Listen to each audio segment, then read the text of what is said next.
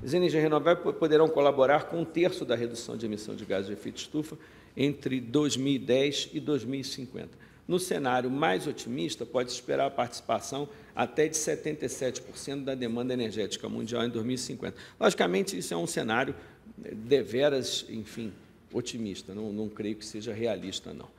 Mas os países em desenvolvimento possuem mais da metade da atual capacidade de energia renovável. Isso é outra coisa importante a se destacar.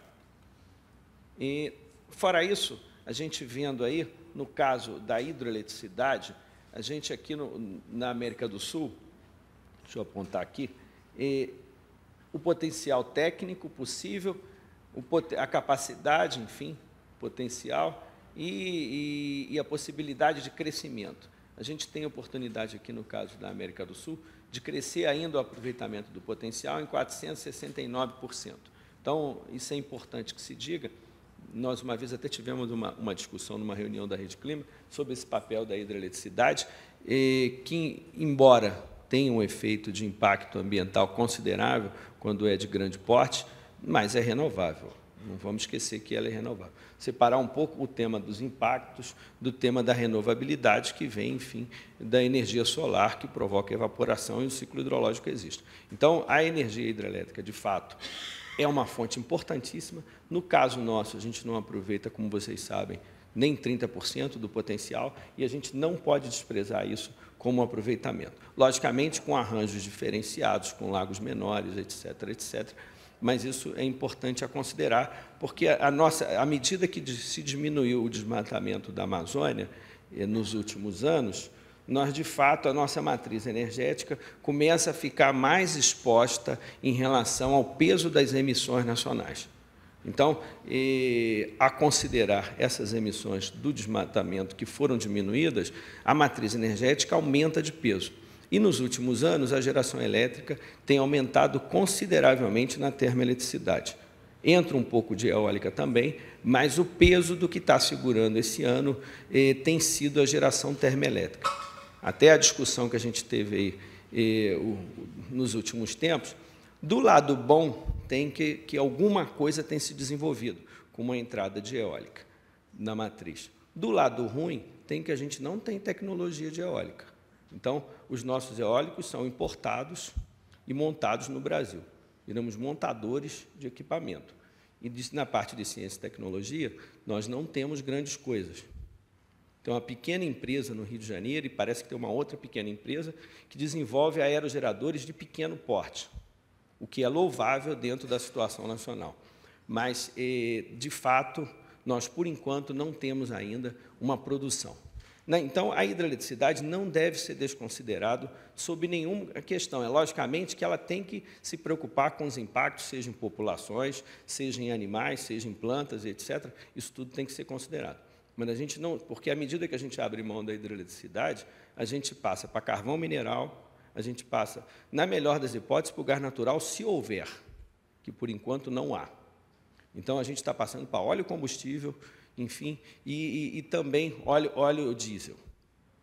Muitos dos lugares, nesse projeto de portos, a gente está vendo que os portos são grande parte das emissões de cidades com SOX, etc., por conta dessas unidades de geração térmica que estão se acoplando na proximidade dos portos pela facilidade de recebimento de combustível de fora. Então, temos que ir devagar com a mão no tema da hidroeletricidade e levando em consideração até um papel de integração continental, que a gente, no caso da bacia amazônica, do outro lado do Brasil, fora, tem mais 100 GB de potencial. Então, no lado brasileiro, a gente tem 100 GB, do outro lado tem 100. Chove 1/3 da chuva do lado de fora, mas o H é muito maior em função da Cordilheira dos Andes. Então, tem que se considerar esses arranjos de integração para tentar expandir com mais velocidade a matriz energética do ponto de vista da hidroeletricidade. Logicamente, sem abrir mão da entrada de eólica e de solar, ou de outras que possam vir mais adiante, mesmo biomassa, aproveitando hidrólise, etc., etc. Vocês vão ver que, tanto na Europa quanto na América do Norte, os aproveitamentos do potencial hidráulico já foram muito mais do que foi no nosso lado. Então, a possibilidade de crescimento deles é muito menor do que no nosso caso. Bom, deixa eu avançar para cá.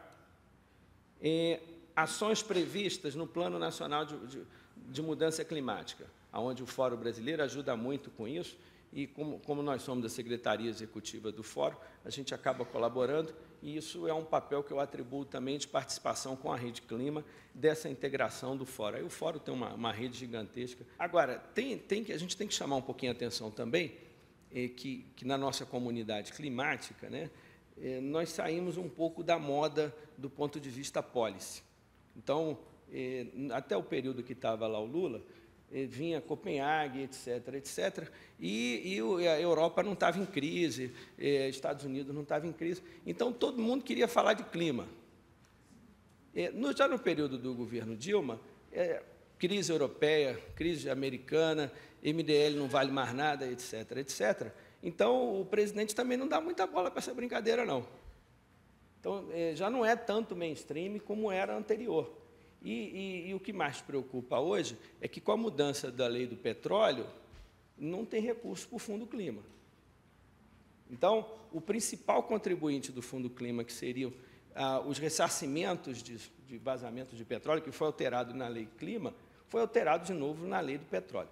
Então, temos que abrir o olho, porque a energia não renovável não está querendo contribuir com a conta, não por culpa deles, não. Na verdade, é uma questão de Congresso Nacional na integração com o Executivo. Mas, de todo caso, para a comunidade, isso é preocupante.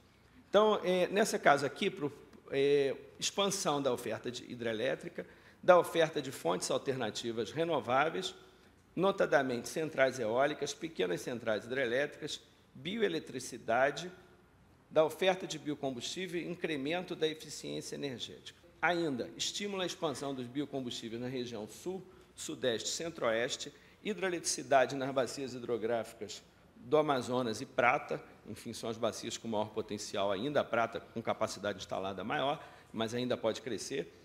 Maior entrada na matriz energética da energia eólica, principalmente no litoral, mas outros lugares que tenham sítios interessantes.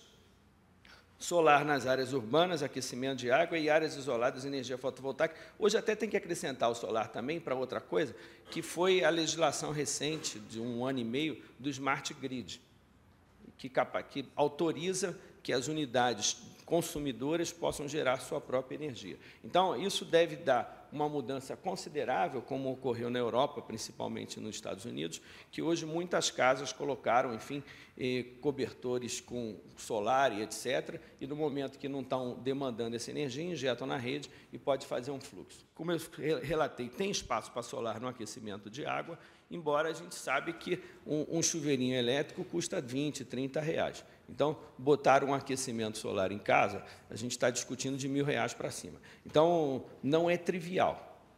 Não é trivial, embora deva ser feito, principalmente nas construções novas, estimulado por recursos, enfim, variados. Até nos últimos tempos, Minha Casa Minha Vida andou utilizando solar e acrescentando nas novas construções. Aí eu chamo de alguns destaques científicos dos últimos anos, que a gente acompanhou, o biodiesel de esgoto, enfim, a gente tem patente para isso e tem desenvolvido. Ainda na linha do biodiesel de borra, uma parceria lá com o pessoal de Chihuahua, lá da China, está sendo desenvolvido uma possibilidade de aproveitar a borra da produção do dendê ou a borra da produção da soja para transformar em biodiesel também.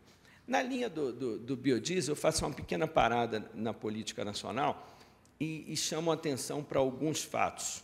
Primeiro, diferentemente do etanol, que nós temos a cana-de-açúcar como uma biomassa de alto rendimento, chegando até 9.000 litros por hectare, no caso do óleo, nós não temos. Então, nós estamos falando de 500 litros por hectare, que é o caso da soja. Embora tenha mais de 20 milhões de hectares de soja, mas o rendimento da soja é muito inferior ao da cana-de-açúcar.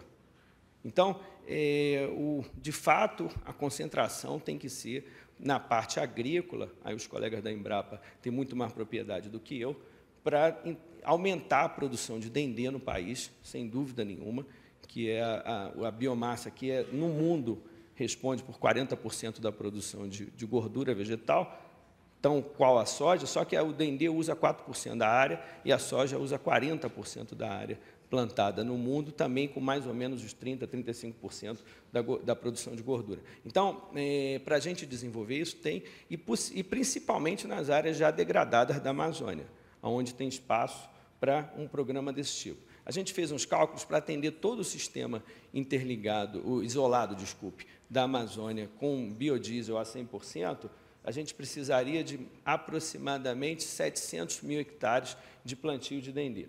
Bom, é muito? É, mas é 1% da área que foi desmatada de 60 para cá. Então, é razoável se pensar e precisa. Energia de resíduos urbanos e industriais, isso também está na ordem do dia, visto a Lei de Resíduos, que é 2010, os municípios têm que darem solução para isso, enfim, no caso dos resíduos urbanos, e nos industriais, para cumprir resoluções do CONAMA e etc., todo mundo tem que se adaptar, e isso a gente está engatinhando. Tem muita gente tentando entrar, e muitas universidades trabalhando, então, essa parte de resíduos tem que aprofundar mais nos próximos anos. Estudo de vulnerabilidade climática do setor energético, lembrar que o petróleo nosso é produzido na costa, então, essa variação do que vai acontecer com marés, oceanos, etc., tem importância para o tema do petróleo. A questão de transmissão e distribuição de energia elétrica, eu chamo a atenção também que é recorrente, aí o INPE tem feito um trabalho para controle de, enfim, raios, etc., etc., mas também o fato da gente ter um sistema grande, o que é bom, mas tem lá seus problemas com a manutenção, ventos, etc., e isso é importante. Na questão da distribuição de energia elétrica, eu chamo a atenção só que nos últimos anos, fruto da divisão de renda, fruto da melhoria econômica do país, a bola da vez na energia elétrica no residencial é o conforto térmico, não é mais lâmpada, nem é mais o chuveiro. A bola da vez é o conforto térmico e o crescimento do ar-condicionado generalizado. Então, quando chega o verão, é normal ter interrupções de energia em bairros cada vez mais recorrentes. Então, à medida que as cidades fiquem mais quentes, por questões, por um lado, normal do crescimento da própria cidade com ilha do calor, mas se ainda tiver acréscimo de aquecimento global, esse sistema, na distribuição, não está suportando esse crescimento de demanda. Ficam como perguntas qual o futuro papel das energias renováveis na matriz energética mundial e nacional, qual o futuro papel das energias renováveis na mitigação das mudanças climáticas, e qual o futuro papel também na adaptação, à medida que os ventos se alterem, coisas variadas. Tá bom? Obrigado, desculpa se eu passei um pouquinho de novo.